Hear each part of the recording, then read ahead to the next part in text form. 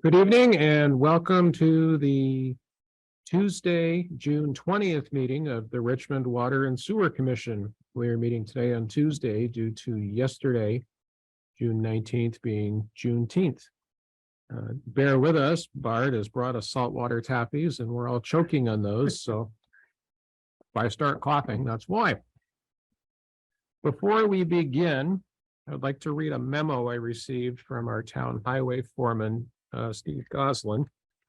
I'm very happy to share this, and I've shared it with our fellow commissioners here. The recently completed Bridge Street project could not have been possible without the help of the Water and Sewer Department staff. While milling the surface asphalt, the paving contractor, F.W. Whitcomb, hit two box valve assemblies. One of them, which operates Railroad Street, was severely damaged. While we could have just said the contractor is responsible for all repairs and postponed the finished paving of Bridge Street, I knew this would involve an outside excavation contractor and oversight from the water department, as well as any newly unknown schedule of completion, I met with Steve Cote and Brad Snow on site and organized a plan of repair. The water department made this a high priority, dropped what they were doing and went into their supplier to pick up a new box valve assembly. This repair required a 4-foot deep excavation. Fortunately, the water valve and the lower section of the box valve were undamaged. Together, both departments were able to do this work and reopen this lane of Bridge Street in 2 hours. The value of this work was traded for an asphalt street repair on Tilden Avenue. This was a win-win for everyone. Again, I really appreciate the timeliness and the efforts made by Steve, Brad, and Alan. That's again from Peter Goslin, road foreman. So thank you on behalf of the highway department and the water sewer department. And as a special kudos, feel free to come up and grab some saltwater taffy. Or made this himself in his basement. Oh, did you? Would anybody else care to make a public comment before we begin? Hearing none, seeing none, moving on. First on our agenda tonight is consideration of setting an increase to the water and wastewater pay grid. And I don't know if you saw it or not, Josh did send out some additional information this afternoon in addition to what we received in the packet. Josh, I'll turn this over to you. Yes, the additional information was just Winooski got back to us. Sorry, I thought I had it up here. So Winooski got back with information. I can pull these up onto the screen, but essentially what we're working on is every year at the end of June, we adjust the pay grid to account for the cost of inflation. And then everybody also gets a step on the grid. There's 2.25% between each step. It had been, I think, capped at a 1.5% increase, but going back through the compensation study last year, we made some significant changes to the pay grid. Tried to get it a little bit more right sized to other municipalities. Through that process, the water and wastewater department kind of broke off into their own grid. It had been on the same grid as municipalities, but water and wastewater, I think, went to the 75th percentile of comparables for other wages, whereas the town stayed at the 70th percentile. So now we've got two grids. So coming to the Water and Wastewater Commission to decide how much we want to increase the grid by for water and wastewater. Taking a look at CPI, the New England CPI, when you look at last May of 2022 through this May of 2023, the CPI is at 2.4%, which is actually down quite a bit. I think last year it was well over 5%. If not close to 8%.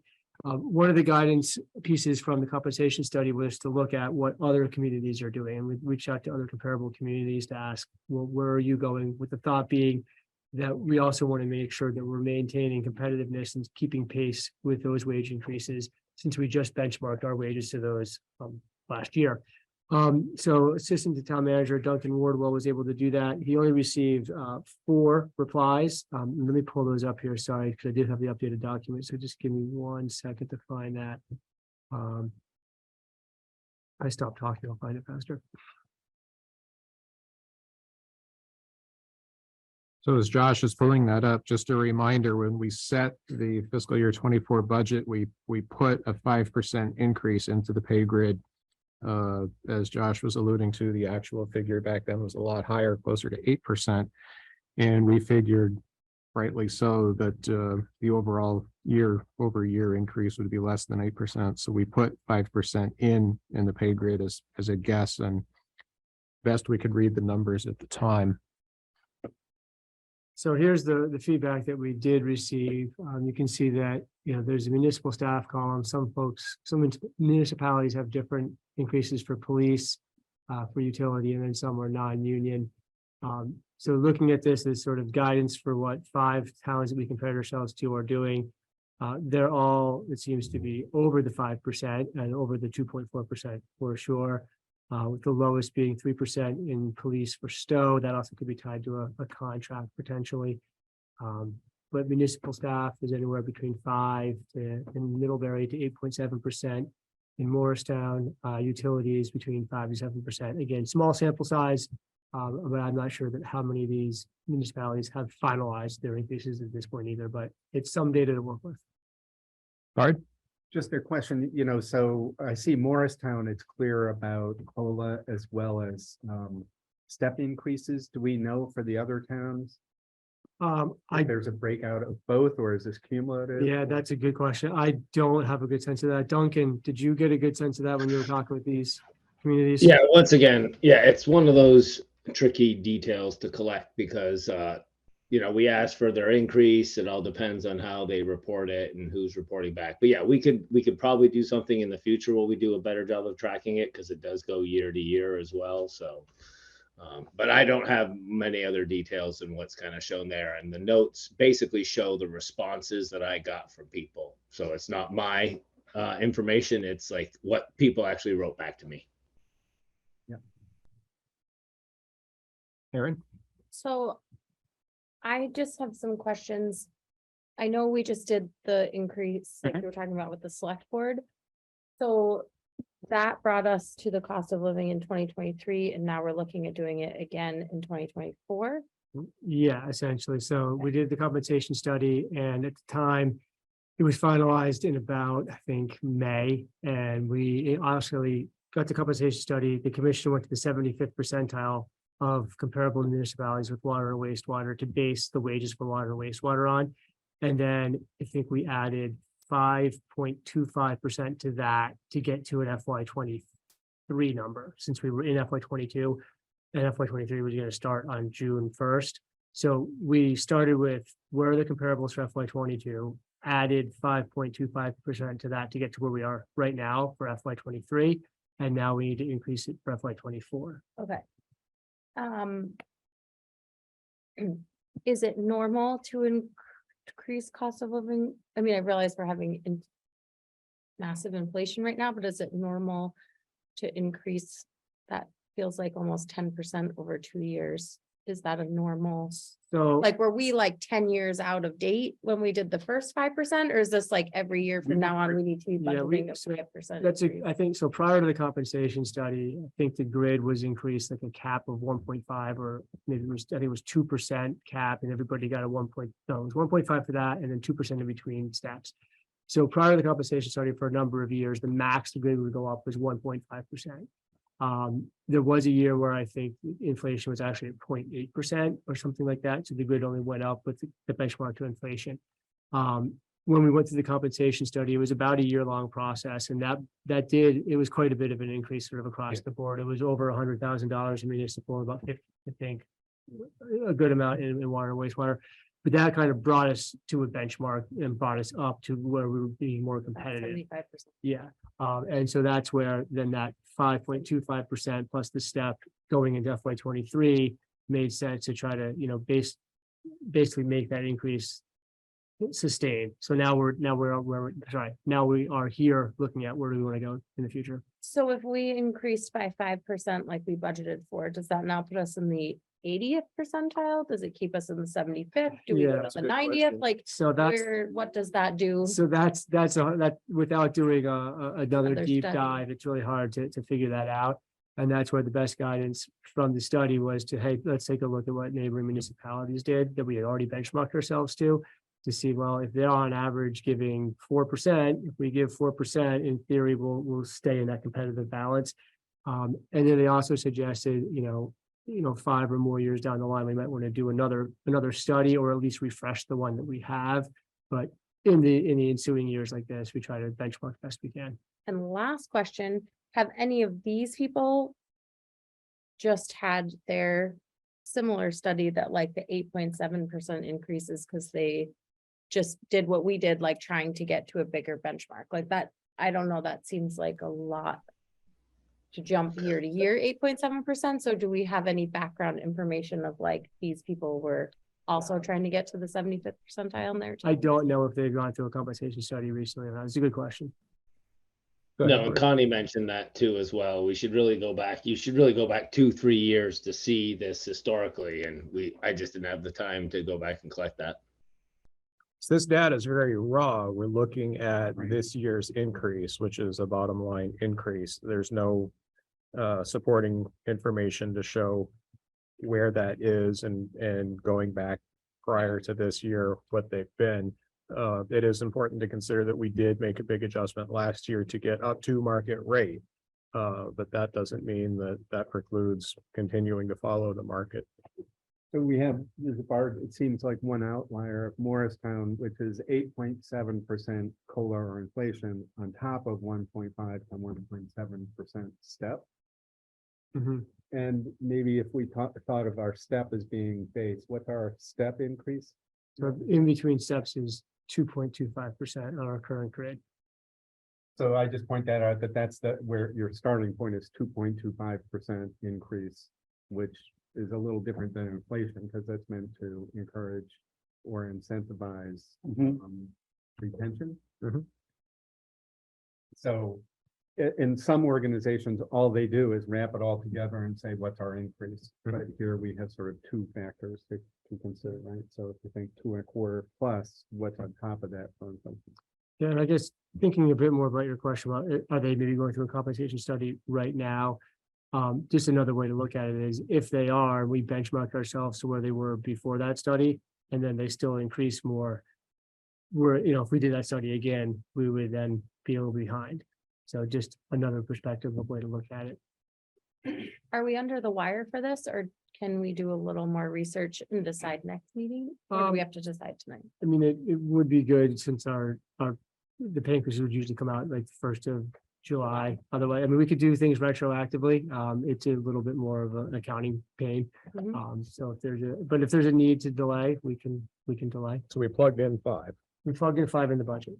Yes, 5 plus the step for everybody. So the 5% increase with the step, that's where the budget was built. Denise?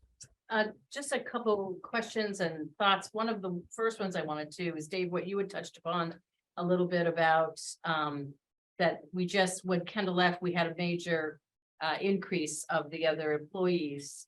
Is that true? Is that what I've been hearing in the meetings? So as far as compensation. Wages. Yeah, so compensation. those were tied back to essentially performance and licensing. I guess I'll try to go through choice. So Alan got a bump when he assumed the role of interim wastewater superintendent. Brad achieved a couple of licenses, so we promoted him from. We have like our sort of entry level is operator in training, and then he achieved a couple of licenses, so we moved him up to, I think, lead process operator, which was a different job title. We bumped him up. And then with Steve as well, he was also operator in training, but he's proven that he's far more valuable than operator in training. So we moved him to lead mechanical operator, which again is another job title of promotion. So I would almost separate those out a little bit, Okay, just perfect. because they're promotions. Right. And the second comment, in my opinion, you've got 2 of the wealthiest towns in our state. And then when you're looking at the raw data, and maybe you can't compare it to other Chittenden County towns, but I find it odd that there's only one Chittenden County town in that graph. So I'll just give a brief history on that. When we went through the compensation study, they have a matrix that they use to figure out comparable towns. Part of its location, grand list value, population. So they came up with, I think, a top 20 towns, and not many of them were actually in Chittenden County. So when the commission reviewed that, They also had feedback from staff that, well, we should be comparing the Chittenden County to see where we're at. There was concern about, well, we're not exactly Burlington, we were sort of Heinsberg, but not really Burlington, maybe not Shelburne either, but the compensation study contractor went back, actually pulled data from Chittenden County towns and came to the commission with that, which did show a bit higher. And when we benchmarked, we actually benchmarked to the original data set of towns, but that's part of the reason why the commission went to the 75th percentile, to try to straddle the difference and realize we may not be a direct comparable to Burlington, but we are still competing with staff in Chittenden County. So let's use the comparables that were suggested by the contractor, but increase that rather than going to 50th percentile, increase that up a little bit more. But that's why we're sort of seeing in this small data set, fewer Chittenden County has. This was also what we got back for responses after asking multiple times. Yeah, in this go around, yes. And again, I don't know, I mean, other towns, like if they asked us right now, we'd say, I don't know. So like they might also, a lot of them might also not know at this point. Think Morgan. So just to that point, for example, if you looked at like Essex Junction and their facility is like 10 times the size of ours. So pay scales and stuff would be quite different to ours, and that's the challenge right there, isn't it? Yeah, and that's part of why we started with one set of towns and then increased. And actually, I think for water, wastewater, there were some specific towns that were given because Kendall was able to say, well, these towns, these facilities are most closely match ours. So again, this isn't perfect with like, we don't know exactly their water, wastewater increases. So I apologize that we have some data, but maybe it's leading to more confusion. But yes, we tried to account for that as much as we could in the original study. In my eyes, I don't believe we're Winooski size, we're a Montpelier size. I don't even think we're a Middlebury size. For a facility, yeah. I would think we would. I mean, Montpelier is just had, I think, a $20 million upgrade. Mhm. And their facility is huge. Can we get their old one? No.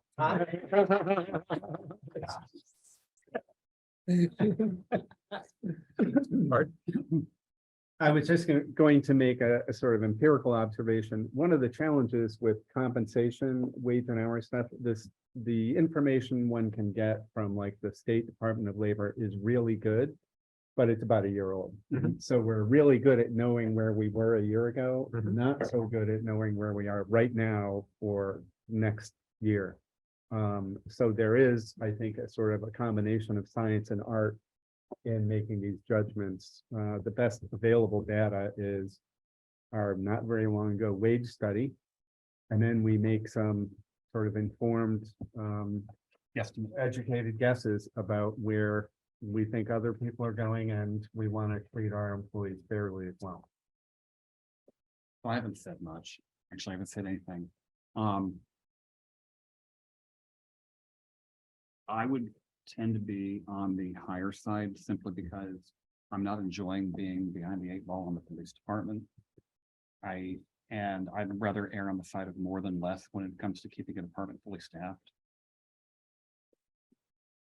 That's a good point, Jay, and this is me speaking with the staff that we have made a commitment to us, and I feel we, as a commission, need to make a commitment to them as well. Right. Bart? One related comment, just to note that wages of the staff are a relatively modest part of the Oh, yeah. total water sewer budget. Like, we spend quickly 20 grand, 50 grand, 100 grand on different items. So just in terms, well, we want to be fair, if there's a concern that a 6% increase will lead to a 6% rate increase, it is much less significant. The drivers of our total costs and rates are not generally the wages. Right. we pay. And on Good top point. of that, I'd like to add that, when we're talking about comparables, looking at this plant versus that plant, as we all know, our plant is currently a situation that we would not really wish on anybody. Mhm. And we're asking more of our staff right now than would be asked of most municipal water and sewer employees. And I think the increase should recognize that. I agree. You threw out the number of 6%. That's the number I could go with. Is that a number that you picked at random, or is that a number you think would be reasonable? Somebody said 6% a minute ago. Did I say it? I don't think so.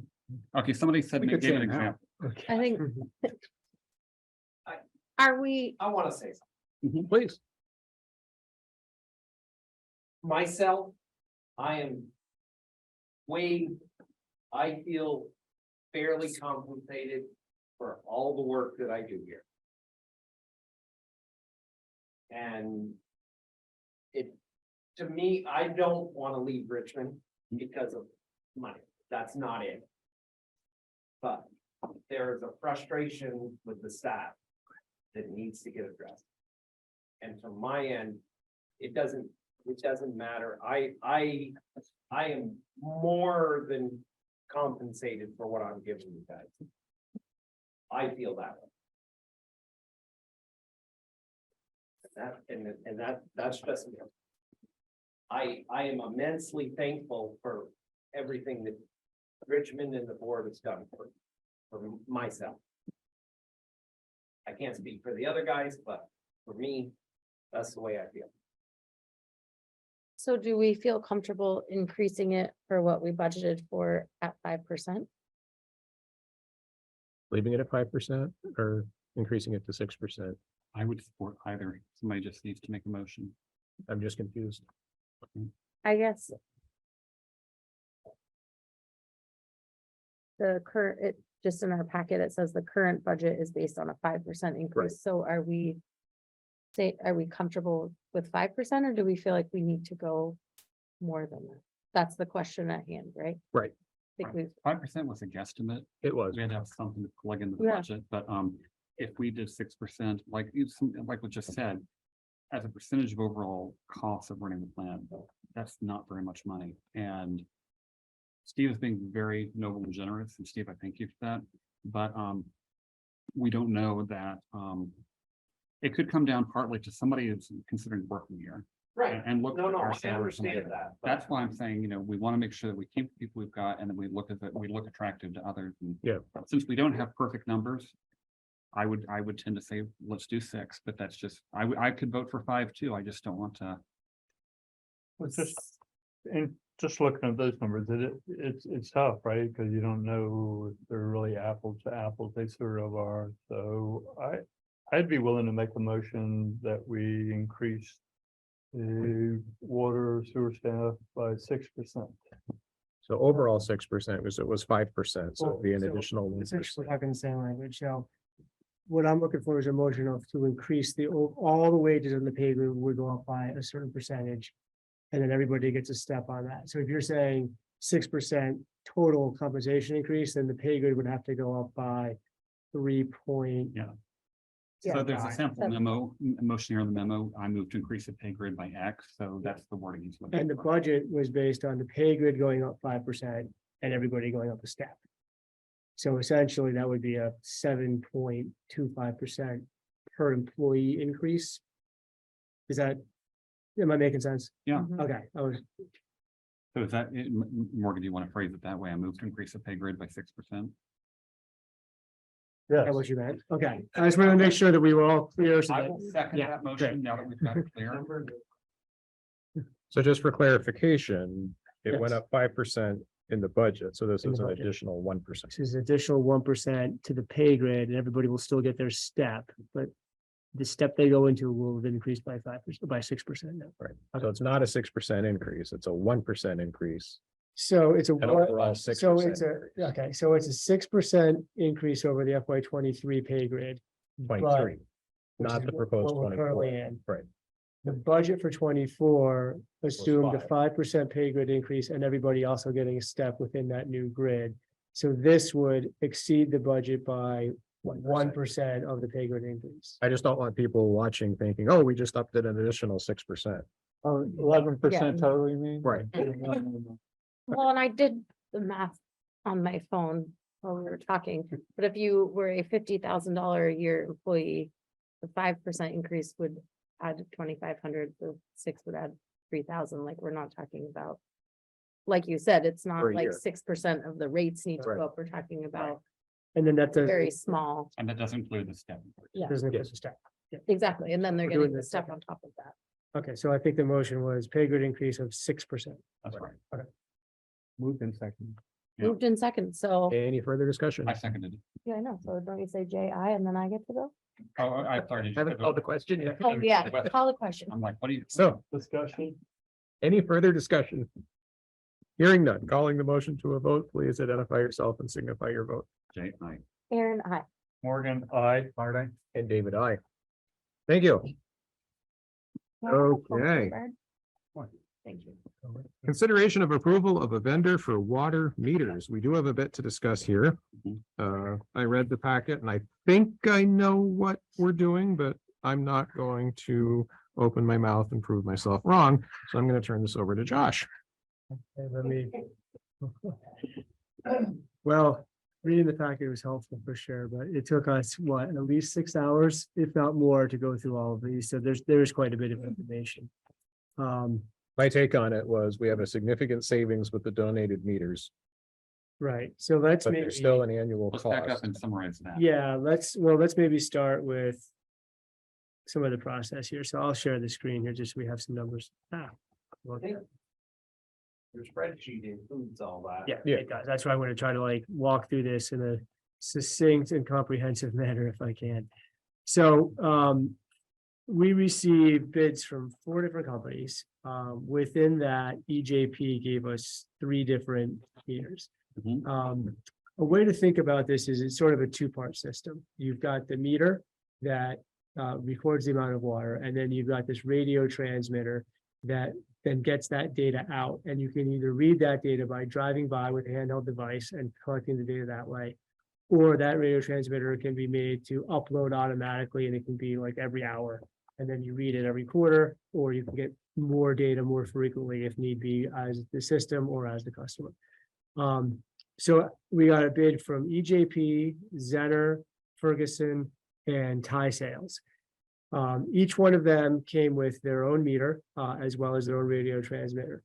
We currently have 99 meters that are in place that would meet the specifications necessary for any 4 of the companies to put their radio transmitter on that. 99 meters installed, running. Installed, place today. running in place today in our system. The other, I think it's about 250 meters or so need to be replaced with new meters. So as we went through this, we looked at the 3 EJP bids. There was only really one that the staff was comfortable with, was the iPearl meter, which is comparable to what we're using now and comparable to what Shelburne has. The iPearl from EJP is the current meter that we've been upgrading with that Kendall chose a few years ago. It has the ability to work with any of the transmitter radio systems that we install. So, so our first thing was to look at what would the cost of a drive-by system be with any of these. So we've got them here ordered from least expensive to most expensive. We do also have an opportunity to get 7 meters from Shelburne and 70 meters. And they're the same meters that we would have, that are 99 that are already installed. They're the EJP iPearl meters. And those meters would come to us at no charge for Shelburne because they just upgraded their entire system to Neptune meters. So they've got 70 that they're willing to give us. They're about 5 years, give or take, old. So they've got about 15 years, give or take, left on the meters. Are those the meters that caused the uproar last time? Yes. Yeah. Got it. Yes, those are the same meters. And we paused any work on those, even though it was gonna be like $100, but yes. Then also with Shelburne, they were willing to sell us for, what was it, $50 for I thought 25. 25. The radio transmitter that would be compatible with the EJP iPearl system. So $25 per meter. for No, radio hold transmitter. on. Go ahead. So the iPearl meter that they had a drive-by system installed. It was an iPearl and it has the transmitters comparable that EJP has for sale. they've done away with that and they've gone to a completely new system of Neptune meters, which are the ones that Thai sales sell. They're also the same meter that Champlain Water District uses.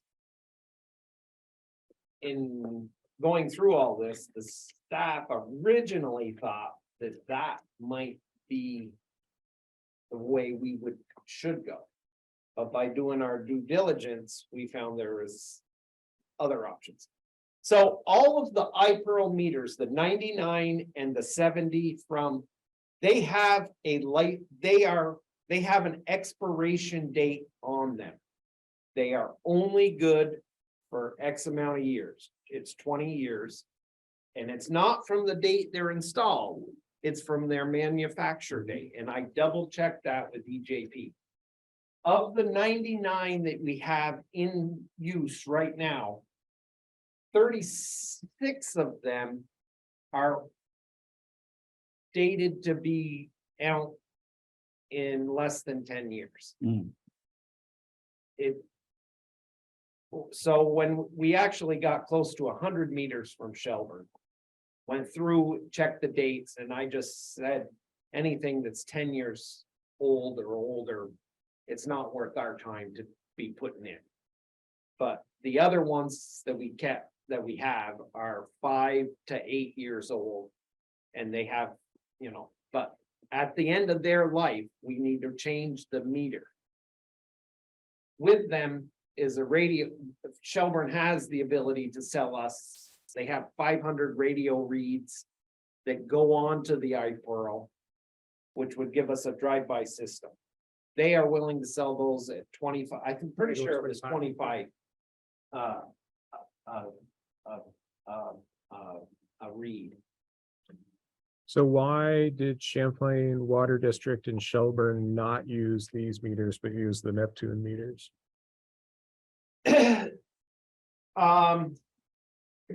My understanding is that because Brad was employed at Shelburne when that decision was made and stuff, and he had a lot of experience in why.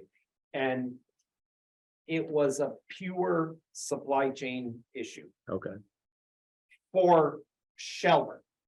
They could not get iPearl meters at the numbers that they were looking for to install at a consistent rate. Thai sales and the Neptune meters didn't seem to have a supply chain issue at that time, and I think they're still pretty good now. Champlain Water District is a little different. They have their guy that's in charge of meters and distribution. He is a diehard Neptune person. he won the cruise. And he feels that that is the best. And the other thing is they change them 20 years. They start every 15, it's a 20-year cycle, but they start, they have a lot of them, but they start at 15 years replacing.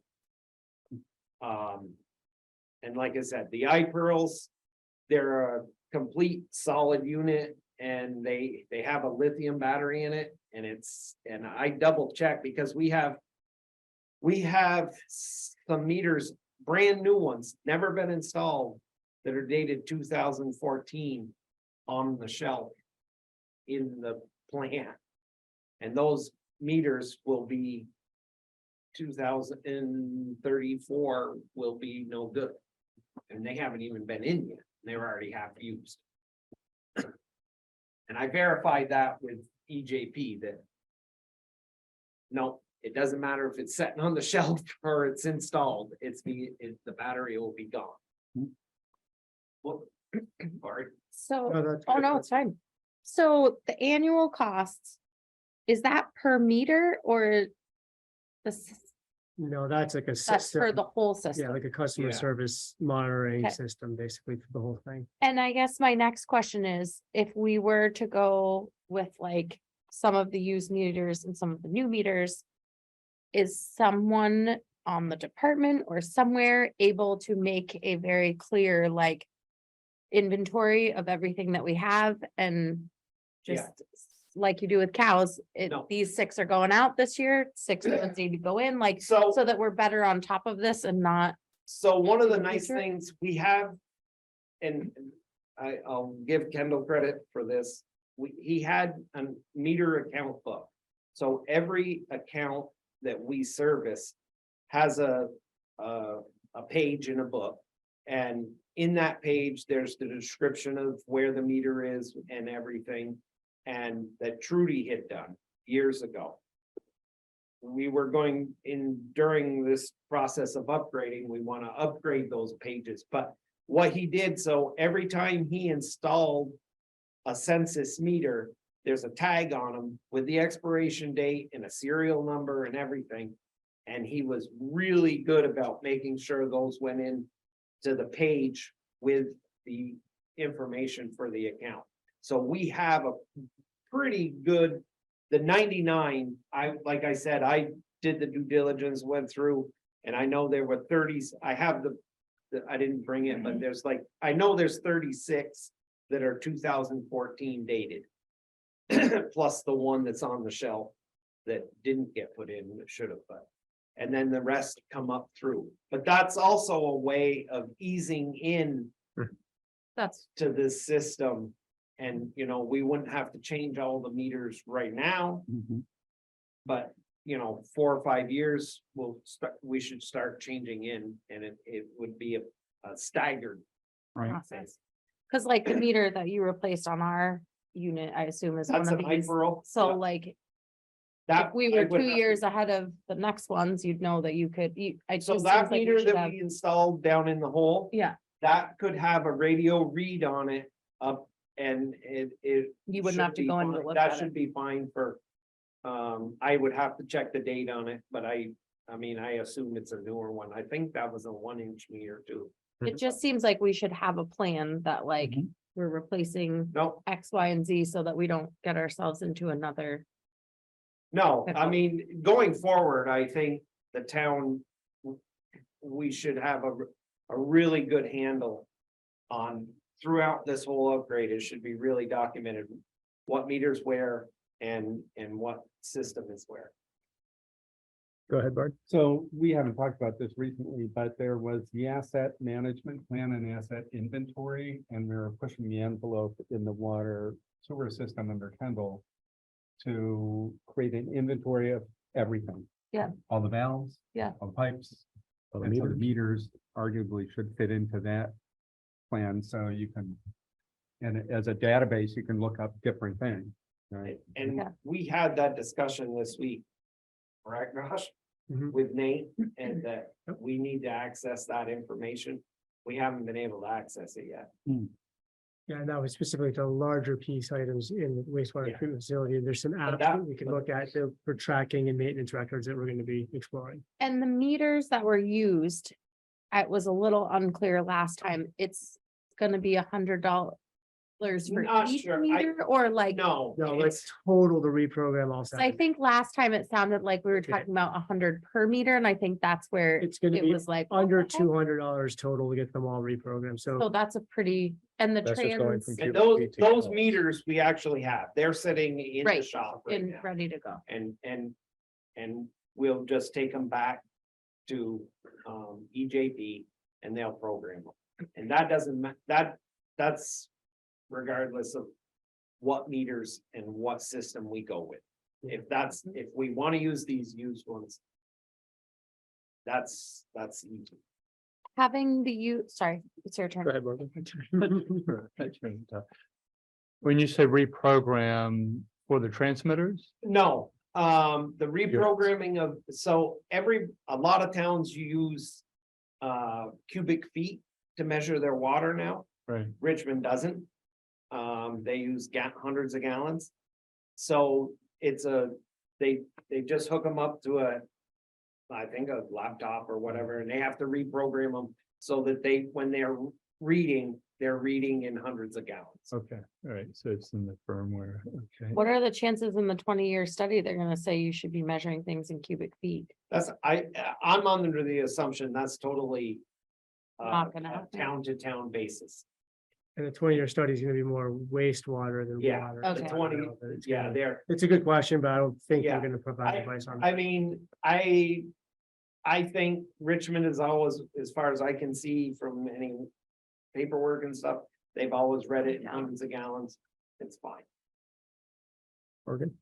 So my last question, I think, how many meters do we have total? 346. Three, okay, all right, so that's. Is that right? I think so. I have to About look at right. I forgot my other spreadsheet, but that seems about right. And we have 99 existing that we can, that are up, I mean, And have the transmitters added. Yes, right, 99 with the transmitter. Then Shelburne, we're gonna maybe buy 70 from them. no, they gave them to us. We physically already have them. All right, so we have 70. But we're buying the transmitter. Hold on. So there's 99 plus 70, so that's 169.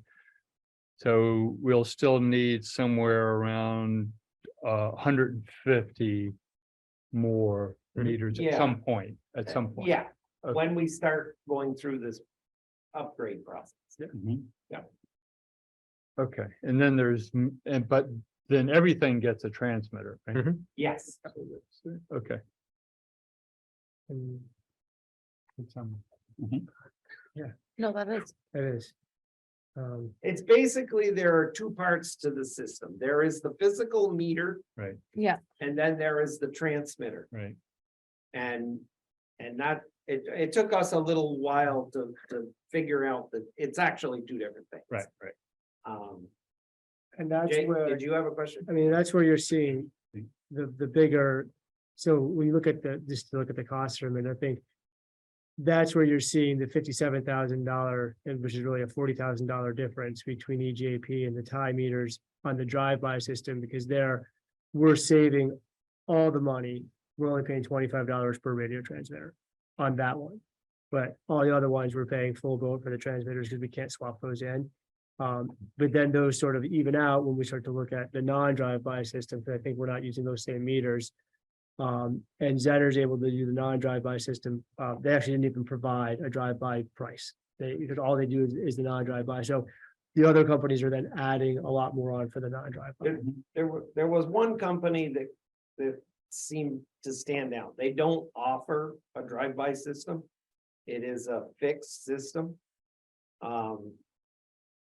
And they have a lot of. It was originally the staff. We were like, never heard of them. They're not even in our, but we did the research and. Zenner's system really, I think the town will be way ahead with their system going forward for several reasons. Sorry, I cut you off. That's okay. Speaking as a software guy, I like the descriptions of what the Zenner software can do. It's nice that it's a continual thing, that it's good for detecting leaks. It is too bad that it doesn't have a vacation notification system, but I know that the memo said that was something they could look into. We always say that. We always say, we'll be glad to look into it. But even without that, I think, it's gonna save us, it would also save us money by not having to have people driving around and reading it, because it'd just always be available. So, So can I just make a comment here? So. We looked into the systems and there are 3 towns. In the state of Vermont that are currently using Zenner meters. Mhm. We called them. Mhm.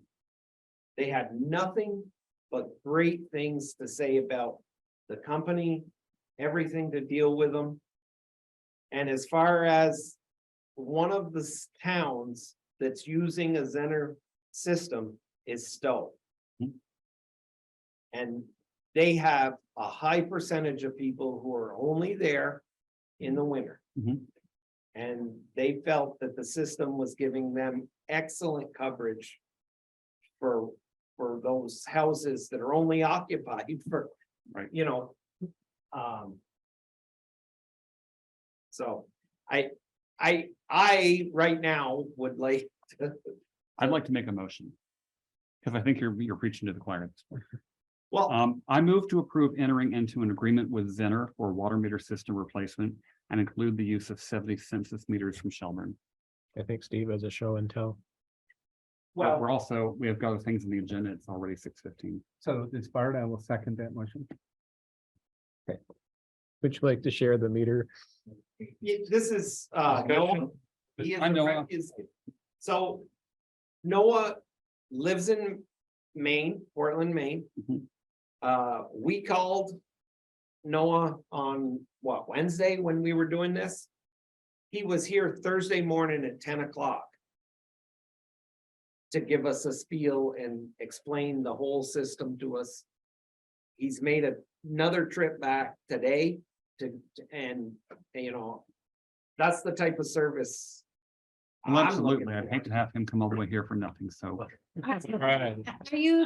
Are you the one that would help service these meters too, or are you just in the sales part? I'm the lowly salesperson, but I started on the technical side and I try to fill that gap because unlike some of these other manufacturers, and there's a question about like cost, like why is the cost where it is? Because we don't have local representation or reseller, so I can provide wholesale cost. But I also have to bridge that gap a little bit because the Thai sales and EJP, they have, you know, more local people. And so I kind of bridge that gap. I just want to say we have Maine saltwater taffy. I noticed the detail. Yeah, so if you talk to, as you guys have, some of the other folks like Fairleigh and Jeffersonville, you know, I see them quite frequently and when they have issues, I try to be available, certainly by phone always, but also on private. And we have an entire support staff as well based out of Dallas, Texas. Awesome. Can I just ask one question? The customer portal, that 25,000 is a one-time fee, or 2,500 is a one-time fee, and then the 346 is the yearly. Mhm. But that's for all of them, not per customer, correct? It's basically $1 of. right. And we only charge for active users. So unlike some of the other portal creators, like they charge per total number of users, we base it annually off of active users. And I think that criteria, I believe, is 120 days. Okay, any Not worth the further? service. Yes, it is. Any further discussion? Morgan? I non-drive-by, is it Wi-Fi? Is there a radio tower sitting that we have to erect somewhere or? So we would essentially install a device here that it's about this big, maybe about a foot by 10 inches. And then we would mount an antenna like up on the roof. That device is connected to the internet via cellular service, and all of the transmitters communicate to that device via radio signal. So there's no licensing FCC. It's all the open ISM band that it utilizes. And the comparison is basically drive-by. If you read quarterly, you're out once every quarter looking at the meter. With the proposed system from Zenner, it's basically the equivalent of doing the same thing every hour of every day. So what's the range? So it's variable based on the environment, but typically we expect to get anywhere from a quarter to a half mile out of the transmitters. And the way that works, if they're not able to communicate directly to the antenna, every one of them has the ability to communicate with one another as a mesh network. AI, Yeah. There's a lot of redundancy built in. I see a sci-fi horror flick here coming. Like the mushrooms networking under the soil. He was explaining that in the summer, it'll take one route because it can't see a meter because of the leaves on the trees. But when the leaves come down, it goes, oh, I can see that meter right there, shorter route back to home base, and it'll actually change. Yeah. And Like, all Yeah, that very makes smart. tons of sense. Or are we Mesh gonna network. come in some morning and they're gonna take over the building? There's no AI. But to the point earlier about the notification, like we still do leak detection and we are able to notify for consecutive usage. So if we see 20 as a default, if we see 24 consecutive hours of consumption, we will flag you all who can then notify the end users. Right, but the ability for me to say I'm going out of town, there shouldn't be any water. That's You don't offer that now, but that's something that We're planning we're building that portal in 3 phases. The first phase of that portal was done in December. They've just started working on the planning portion for the second phase, and that's something that we definitely want to do. I can't commit to a date for that, but it will be in there by the time. I it's work for a done. software company and how this works. The customer portal, so does that mean if we add that, like myself as a user, I can go in and see like track how much water I'm using, or do you send me an email like Green Mountain Power does once a week? Like, how does that work? Cool. So you have the ability to log in and see your consumption, and then that pulls an estimated bill based off of the town's rates. Wow. Any other questions? Denise, Oh, I'm sorry. Um, ahead. I'm gonna ask the chair so you can direct it, but, will the system alert users if there's a issue, a leak, a broken pipe? Will the signal go to the substation and then it will get back to us immediately if there's an issue? If all of a sudden we're using like a tremendous amount of water? I believe it's a 24-hour. It uploads all of the stuff at like midnight. And then that data gets interpreted for the portal. Is that my understanding? Yeah, so we are monitoring that every hour of every day, Right. right? So if we see 24 consecutive hours, then we flag it to the utility. I couldn't say for certain if that shows up in the portal or not, but I would expect it to. If it does not, then we can work on that certainly for you to see like individually. Right, So right, we're- just if we had like a broken pipe that didn't come through the ground, especially if it was in the winter, if it's frozen. But We it was did that. pumping under the ground where it's not frozen, are we gonna know before we actually see the water, or will your system Well, give us a If heads it's, up? if it's in the ground, it's before the meter, so it's not gonna. That's right. But if it's in your basement, Yeah, if it's in your basement. so worst case scenario, it could be 23 hours and 59 minutes before it. Presently, And though, that seems pretty much, I mean, the same for a lot of the systems. I don't think. I don't. Yeah, some of them had like the only thing that was different was some of them had the customer portal where you could set it at 0, and then if Yeah. you're out of town, it would send you a text alert or something like that. The giant Z This, slash. this system basically will send our staff an email every morning, and it'll flag accounts like, hey, every hour we read this last 24-hour, Jay Furr's account read that it was tracking water, so probably there's a leak, because he wasn't showering at 2 a.m. He left his hose on again. Well, that's the other thing, you can call me, yeah, fill my pool, okay, you're good. So, Does that answer your Philip, question, Dave? If you leave your sprinkler on, that's on you. So that's awesome. Right. Yeah. So, one of the other big selling George points for the Gilbert. staff, or That's at what least for some- me in general. Is the radio reads the Zener cells. They can be programmed or reprogrammed. For even meters that have not been invented yet. If somebody invents a great new way of metering water. Their radio reads can be reprogrammed. Via the network. And without it, going out.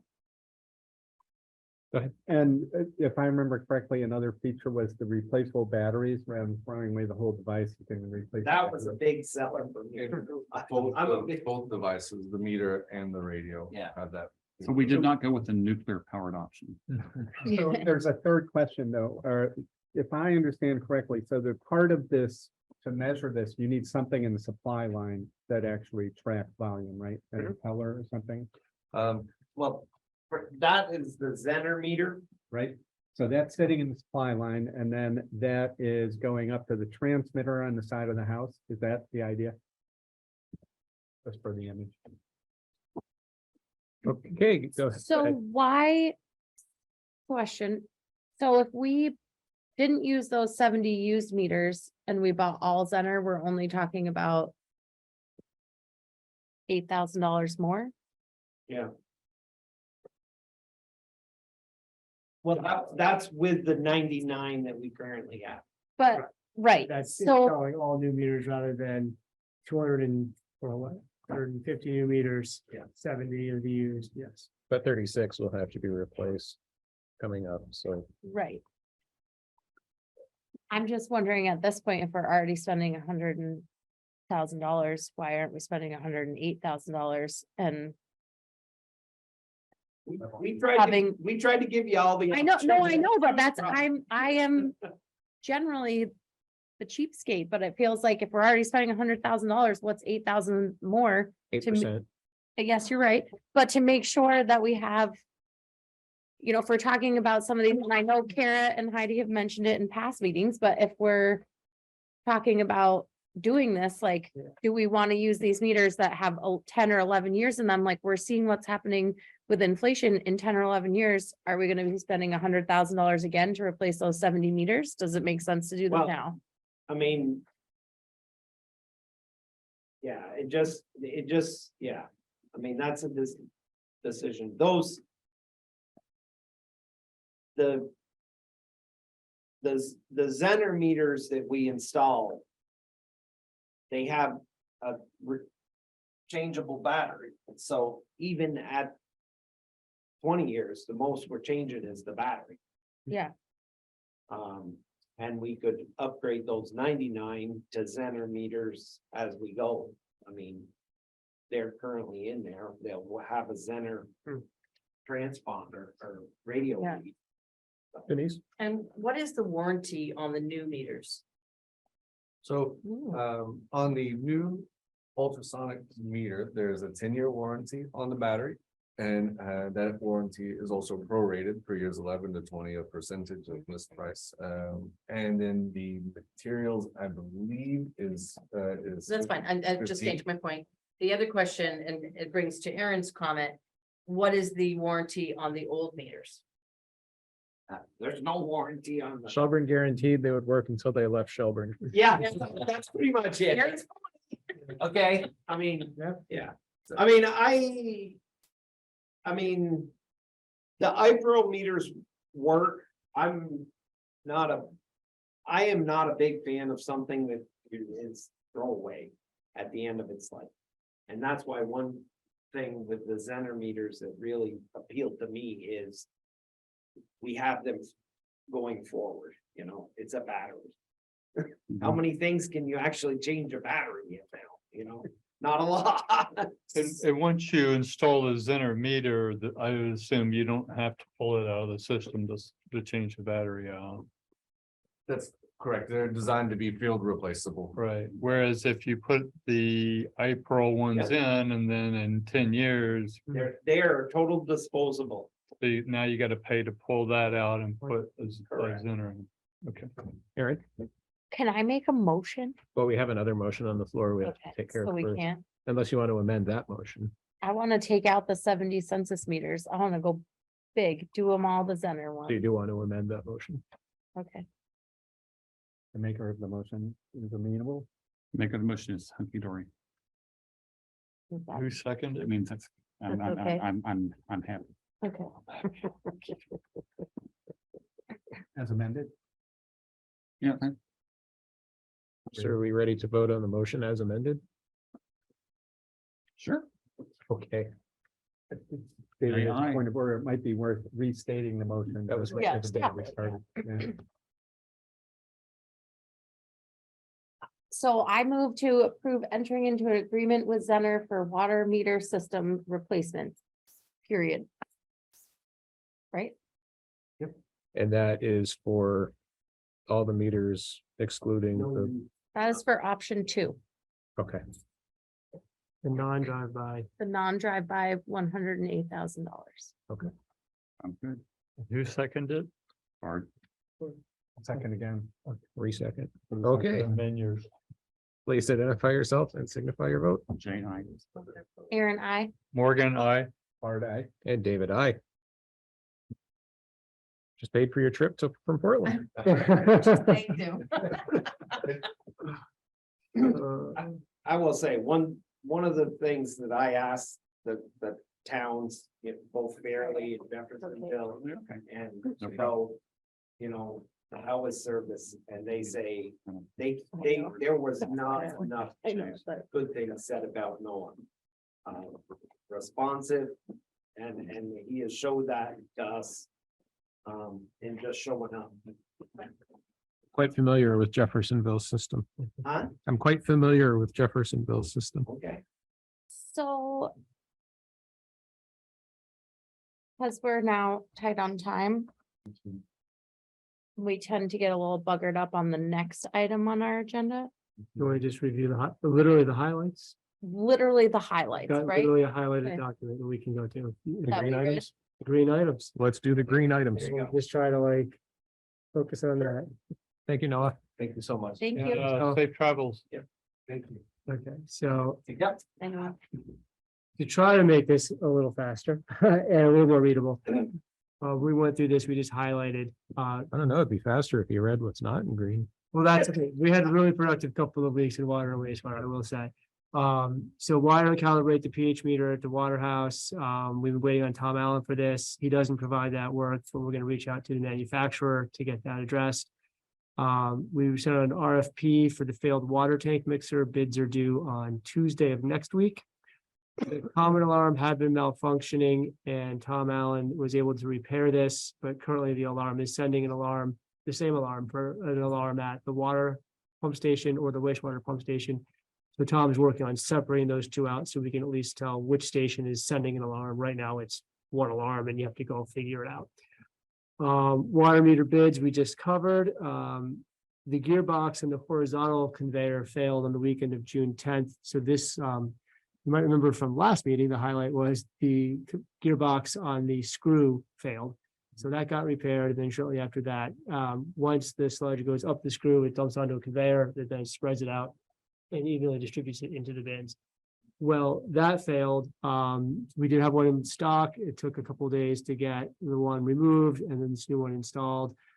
We also had to deal with some operational challenges during that time frame to try to run the screw as lightly as we could because it does put a little extra stress on running the screw without the conveyor. But if we didn't run the press, we risked the health of the entire system. So it was a lot of conversation to kind of balance out a little bit of necessary evil on either side. But we got through that last week and that's been installed and it's now up and working as of the end of last week. And sort of trying to balance the system back out here this week from that shutdown, partial shutdown. The dialer has been installed in the alarm system, but we found that the phone line was inactive. So we're working on getting that phone line active. So yet a different vendor to work on the phone Is line. that a buried line? It's a ground line, I think. Yeah. Then we had a backwash pump. We have a ship date of August 3rd. There's a long lead time on these, so still monitoring that one to come in about 6 weeks. The grit motor wasn't functioning properly. We had a new VFD replaced. That wiring actually had been completed since the writing of this document. It is up and running and we're monitoring that to hopefully have the grit screener working better. Field goal? Still not working. Okay. Yeah, well, No. okay, as of this morning, we were still looking at it. Yeah, it's still not Okay, turning so I green. guess it's still not turning green. Is the grit any grittier and less soupy? No, it No. isn't. It is a real mess. Okay, so apparently we made some progress, but a couple of steps, it's not quite there yet. So it's yellow. And also in that, just not to expand too much on this, but in the 20-year study, the engineer kind of looked at that and said, yeah, that's 20 years old. It's about the time that it's going to start to fail. So I'm not surprised. So even though we're trying to do these upgrades, it's not entirely surprising that it's not fixing the problem completely. So we'll keep trying, I suppose, see what we can get. The aeration tanks, the diffusers are operational in tank 1. The next step is to fill that tank, put it back online so we can drain and clean tank 2. Cleaning out the solids, we're still working on options for placement of that container like we talked about at the last meeting. Don't have any clear answers for that yet. There is a sensor on the polymer tank, discuss potential corrections to the occasional tank overflow. There's a $150 switch that we can put onto the system to help prevent these overflows. So we've ordered that and it will be installed shortly. And then just a note that we completed the screw gearbox on June 1st, 2023. Thank you. Questions or comments on the list? Good job. Yeah. Well, A couple it weeks. was It's really, all In that. addition to some it other was stuff. really getting our control guy here and Tom is still working on a bunch of this stuff. And he knows he's not done, but took us 2 months, well, no, we started in March calling him And we finally got him here now. But he's, I mean, I really didn't realize it when I called down for months. He would be in the lab doing testing on some panels that he was building. It is a 450 million gallon a day system for the city of Boston. So I feel that if he's building for Boston and he's still doing our work, I feel happy to get him here when he gets here. Okay, thank you. Are we ready to talk about the options for the septage meter? Hell yeah. So the short answer on this is as much green as there was on the last item.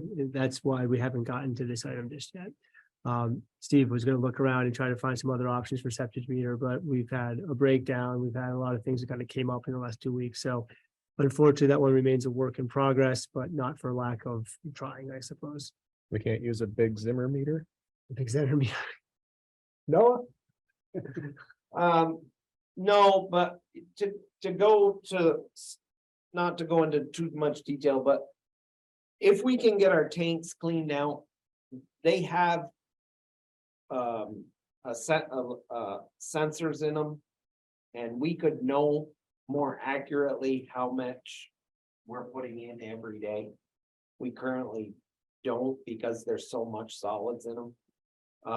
It could give us a better handle if we know the tank is reading 0 when we start in the morning. And, you know, we get done and it's reading 30,000, then we know we took in 30,000. If our paperwork says we only took in 25, then we know we're getting screwed, so. Yeah. And it would be a short-term fix to being a more accurate read on what we're taking in until my thought is that the meter will be included in the upgrade. I hate to say that, but Yeah. This is what I've been saying this whole time, what? that if we just have something to know I know, and we had how this far off we discussion, are. Josh Yeah. and I and Brad and Alan had the discussion that if we could get a more accurate read from the tanks, getting them cleaned out, and that's how I've been kind of progressing. Yeah. And it is a costly thing. They're looking at, I think, was it 27,000 by the time? we're all done? Again, it was a lot of money. Yeah. So. Okay. Okay. Review of monthly water testing data for May. Bard? I've raised this question before. It jumps out at me again that we see these daily tests, and it's great to see these and to be transparent and the average minimum maximum calculated. But I think it would be ideal when we share this with the public at these meetings to show also that what the target range is, the target values. are. So that's in, oh, you want to add that to the sheet? I think so, because otherwise It's you have on to the- go. Yeah, way go over. to the I guide. think we said that last time too. Yeah. I mean, it is on the guide that I have here that has a little bit more I've always thought information. the guide. What's was that? fine. I think having it in the guide is fine, but. And I think we otherwise can, It's just gonna get more crowded. well, I think knowing that we have some room on this and knowing now that I think Alan built this, we could probably add Yeah. some targets at the bottom or the top. Okay, sure. So, And then, um, and when you do that, and if something is out, it'll kick it out. You can have it turn to red or green or highlighted in a different background. The other thing is Automatically. you could do is, I mean, the meter reading could really come off there. I mean, you essentially your gallons produced is what you're looking at. Mhm. right. The meter is just giving it to you. Yeah. I think, It could be a hidden. I mean, there's enough Yeah. room, sort of vertically to add something. That's up where I there, was going. think. I think, because then it's, So- you know, I'm a fan of the more information you give in one table. Yeah. Yeah. the easier it is. Let me see if I can get that. I'm sure I can get that from Alan and figure out a way to add that in. But to Bart's point, not only have the range column, but have it kick out. Yeah, I'm sure there's a formula we can Yeah. put in there. When we add that in, it'll populate. So, okay. Thank you. Other than that, thank you for doing this. It is. Yeah, and I think our levels, aside from 2 days on fluoride, which happens, everything was in the acceptable range. We have had a lot of conversation about chlorine lately. It's been a bit higher. We have been mandated by the state to keep it at point, well, strongly suggested by the state to keep it at 0.8 in the entry point. I think that was till the end of June, and then we're going to revisit with them and see, because we're testing at the entry point as well as at the tap at the water house to see how much does it deteriorate throughout Not the the tap system. at the water house, tap at the Wastewater plant, Wastewater. yeah. But I think our numbers have shown that we're pretty high. Yeah. We're not losing a lot, so I think we should be able to work with the state, Well- to get that down. since the last meeting, after the last meeting, we looked at it. And we decided we cut it back. The chlorine levels were creeping higher. We cut it back. We're back down to, this morning it was 1.12, I think, 3 going into the system. And we were as high as 1.4, I think, at the beginning of the month. So we've cut it back. It was slowly creeping up and we addressed that a little bit. Josh, you want to give us a quick update on the 10% in Vermont program? So that one, others may be able to jump in a little bit more, but because I didn't actually look into it. Duncan was looking into it, determined there was I think a good amount of information we didn't have that we would need to apply for any one of these pieces that we were looking for. And we only had like a week and a half to put that together. And again, others might have more, so Aaron, I think, has more details. One of the biggest things that we didn't have information on at that time was the water meters themselves, because the bids weren't in yet. Mm. So we would have been asking for money we didn't know. And that was kind of the biggest thing, was we needed, when you apply for a grant, you need to say like, I want to buy this is what it costs. And we didn't have any information we knew what we wanted to buy, but we had no information about the costs. So that was the first and biggest hangup, was we didn't have the ability to ask correctly for what we wanted. And if you go for a grant and they're just like, I just want some cash, they're like, no. So the first problem was that, and then hopefully we can apply in the fall. Now that we can say we're purchasing these meters, this is what we want, and then we can go to Connie and Duncan and say, please support our request with the proper things from the town. Because there was information that we had to put together about what we wanted, and then it almost didn't make sense to coerce them into giving us the information that was required about the town and its systems, because we didn't have our portion able to be asked for. Does that make sense? It does. David, Denise has a question. Oh, I'm sorry. Go ahead. That's okay. Just a question on the 10%. Do we know when the next round of grants is? Oh, Or can we find that information out? So then October. I heard fall. I didn't look and see we could find the I exact thought date. it was I'm mentioned sure. that one of the meetings it was October. Yeah, I had heard fall. but- I don't know if they have an exact date out yet, but we can find Can out. we apply for the grant after we have already done a purchase order for the meters? Believe so. I'll have to find out what the grant rules are. Could we find that out? Thanks. And then also when the next round is, I just think it's an opportunity that we should try for. Yeah. Since we have so many things we need to purchase. Yeah. Yeah. And by then we might have another thing that we're looking to purchase that's in the works. We will have something else. But at this point, we didn't meet the qualifications even to ask, so. Now, another clarification, when, say we do this, does it automatically like go to the financial director's desk and they take care of it? So I think there's a few different pieces to it. So like Aaron was saying, there's financial information that Connie would have to provide as far as like billing history, budgets, things like that. But then there's a technical information that I think someone from the commissioner or Right. staff would have to be able to provide. See, So it's kind of. Then you also have to have someone that can write the the grant. nice paragraph, like the grant, which I don't know if that would normally be Duncan's job, or I'm not like I've applied for grants in the past and had someone help me write them because I don't know how to use the right language. Like there were just steps enough that, We need to assemble a team. yeah, we need to assemble a grant team. Do we want to push discussion of water tank effervescence to the next meeting, or do you think we can? I mean, I can give a brief update Mhm. if people would like. Yeah. So this was brought up, I think it was in 2020, and we had an engineer come out. So the concern is efflorescence, that you see sort of the white streaks running down the side of the tank. So Don Warren at the time was on the commission, he brought it up, we went to the engineer, I think it was the engineer that helped build it and design it. They did an inspection and came back with, included the report essentially saying that some of that is normal and a cost to repair it would be pretty, not worth it, essentially, unproportional to the benefit you would get from it, because it doesn't cause a structural concern of any sort.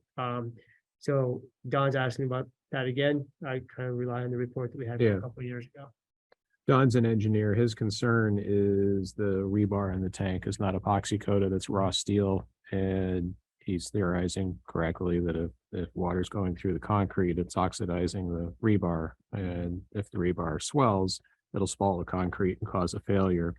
There was discussion about this. The engineer that designed the tank said they don't use epoxy coated rebar in water tanks, but they do on things like road bridges and the like. So the facts are the facts. There is a difference of opinion on where we are and how we continue. But we're being told that the seepage is normal and not concern for structural failure. I'm not an engineer, so Normal. Is that tank being studied in the 20-year upgrade, or is it excluded because it's so new? It's excluded as water. Well, Yeah. it's. water, Oh, right. that's Keep not- forgetting Yeah, that these it's are okay. two separate things. All right. yeah, this is just the Yeah. wastewater plant part. So we have talked about this several times. There was the previous, I think in the last meeting, we had the engineer's report from 2020. I think.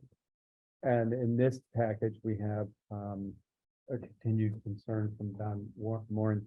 The only thing I'd point out is if we wanted yet a third opinion, like if this were a medical event and you had two different opinions, you might look for a third opinion to try to.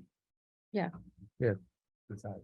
So that's the only thing that I question for, is that under a possible consideration for the commission. I would think that there would be studies or failures on record that have been presented at engineering symposiums exactly on this issue. So if we do, I think that it's worth it. If we do go the route of going back to the PE again. Yeah. Can you reference? Both opinions have merit. Don's right. Naked rebar in concrete does oxidize, and when it oxidizes, it expands. And when it expands, it swallows the concrete. We're not the only municipality to build a concrete tank. So there has to be data out there. Okay. So my question is that something we put to an independent engineer? Yeah, That's awesome. Is Tyler I can ask him if our, he would do it. I mean, if he has the expertise in this field. he should. or if he knows someone to Yeah, I put us in a direction of? Yeah. Oh, we'll ask him. Update a state inspection of the wastewater treatment facility. So state came last week, they'll issue a full report here in a few weeks. But the overall takeaway was that they found a few items they wanted to see corrected, mostly around paperwork and a yearly test that we're going back and forth with the lab on getting them to do it correctly. And overall, they were fairly impressed with the amount of the recent repairs, and they enjoyed seeing the aeration tank completely drained because that doesn't happen too often. And they're also pleased to know that replacement of the influent pumps is a priority, as they noted that those do need to be replaced, of course. And they'll have the formal report to us shortly, and we'll have a chance to review that at a future meeting. Thank you, Josh. And update on the Gateway Sewer Expansion Project. So I think our next milestone on this is the scoping of the line up at the school. We've got an agreement signed that will put any additional cost of the scoping to the REAPs, so the town is absolved of any of that, because we're organizing it through Vermont Rural Water Association. There's no cost to the test, but if there's a contingency of like something gets lost in the line, they have to excavate it, that would be the REAPs bill. And then assuming that the scoping goes well, they're actually lined up to do a pressure test of the line that same day. If it all goes well, and we'll have engineers on site to monitor that, and from there we'll know more. Okay, Air Bart has more to add to that process. I It know. seems to be where we're at right now. okay, thank you. Approval of minutes, warrants, and purchase orders. I'll start with entertaining a motion to approve the minutes of the June 5th Water and Sewer Commission meeting. This is Morgan. I move to approve the minutes from the June 6, 2023 meeting, June 5th. June 5th, I'm sorry, 2020. I will second that motion. Motion made by Morgan, seconded by Jay. Any further discussion? Okay, this is a motion to approve the draft minutes of the June 5th Water and Sewer Commission meeting. Please identify yourself and signify your vote. Jay, I. Aaron, I. Morgan, I. Hard I. David, I. That has been approved unanimously. There are no purchase orders, correct? So next is warrants. Can I have, To accept the warrants as presented. thank you, Jay. I second, Aaron. Thank you, Aaron. Motion made by Jay, seconded by Aaron. Any questions, comments, concerns, thoughts on the warrants as presented? Hearing none, calling the motion to a vote, please identify yourself and signify your vote. This is Jay, I. This is Aaron, I. Morgan, I. Hard I. And David, I. Warrants have been approved. Items for the next agenda. We did get through tonight's agenda, so no carryovers due to an action tonight. We will have an update on the Gateway Sewer expansion. Probably have, no, we won't. No, not yet. We'll have Uh, the bids back in the tank mixer. Right. Update on the list at the treatment plant. Follow up on the water storage reservoir, if there is any. Yes, Tyler sent, we could find out if there's an actual date for the 10% in Vermont oh, yes. for the fall. Anything else? Or if no one applied for it and there's still. Dibs. Be positive. Yeah. Well. Now that we have a plan. Okay, So since there's no carryover, do we only need an hour? I'll keep you guys posted and see Okay. what comes up. If that seems to have worked somewhat for the last two meetings. I think you could decide based on. What we come up with, yeah. yeah. So at this point, I would entertain a motion to adjourn. Can I say one thing Of before? course. And I don't know if liability or whatever, but I asked my friend here, my new friend here, if he could give me a tour of the water sewer plant, because I'm a lifelong resident. I've never been over there. I don't know Oh, what's you are over missing there. out. Huh? You are missing out. I know. And I'm just wondering, since we have all this work coming up and to be proactive in the community, and maybe no one would show, but I'm wondering if we should Open house? maybe have an open house, put something out there, a small open house, so people can see what needs to be updated. And if they don't come, it's their own issue and it's their own problem. You had an opportunity, but I think it would be a real positive, proactive step. And I know I want to see it. I want to see how it works. I want to understand it a little more.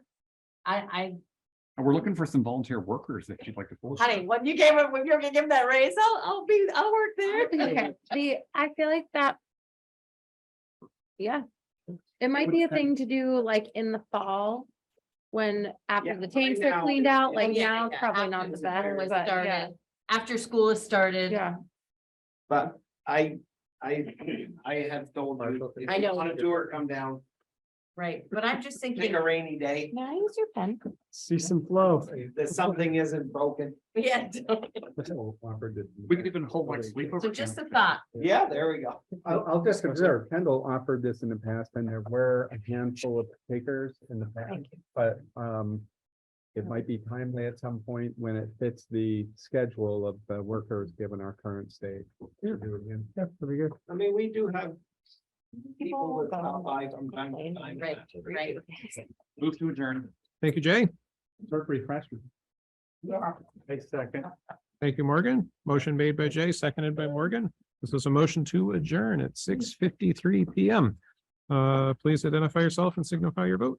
Jay, I. Aaron, I. Morgan, I. Hard I. And David, I. Thank you, everybody. What?